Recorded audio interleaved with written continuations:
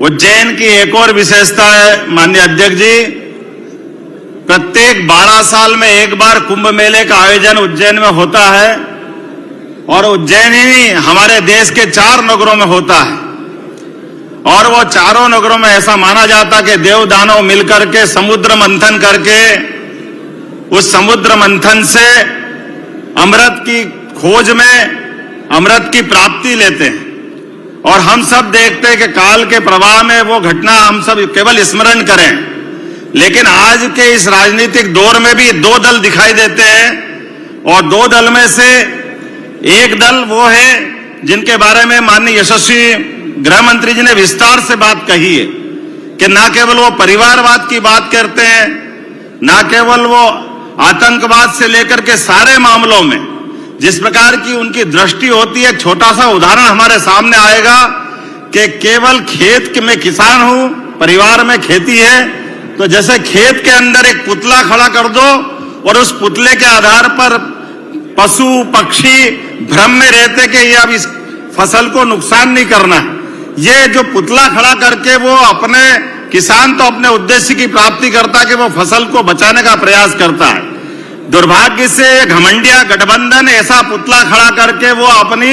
दूसरे रंग की दृष्टि रखते हैं और उसकी आड़ में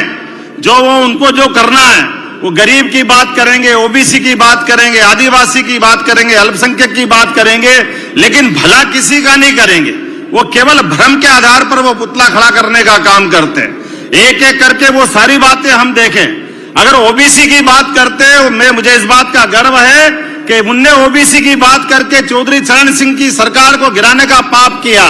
उन्होंने ओबीसी की बात करके देवेगौड़ा जी की सरकार को गिराने का पाप किया। और हमारा ये पूरा हमारा राष्ट्रवादी दल जिसने हमने अपने लिए समूचे देश की बात करी, लेकिन अति पिछड़े व्यक्ति को भी प्रधानमंत्री का मौका देने का अगर अवसर मिला तो देश के सामने हमने सबके सामने उदाहरण पेश किया, जिसके माध्यम से हमने अति पिछड़े परिवार में से लेकर के देश का प्रधानमंत्री दिया। मुझे तो इस बात की प्रसन्नता है, जिस पारिवारिक पृष्ठभूमि से आता हूं, जैसे मैंने कहा किसान और मजदूर परिवार में से मेरा अपना परिवार के नाते जाना जाता है। एक इतने बड़े राज्य के मुख्यमंत्री बनने का मौका अगर कोई पार्टी दे सकती है तो वह एकमात्र पार्टी भारतीय जनता पार्टी है, जिसके माध्यम से मैं अपना ये गौरव और गर्व पाता हूं। मध्य प्रदेश तो वो राज्य आता जहां 4 ओबीसी वर्ग से अगर मुख्यमंत्री देने का गौरव किसी ने दिया है तो एकमात्र पार्टी भारतीय जनता पार्टी है, जिनने ये हमको बड़ा सम्मान के साथ मौका दिया है।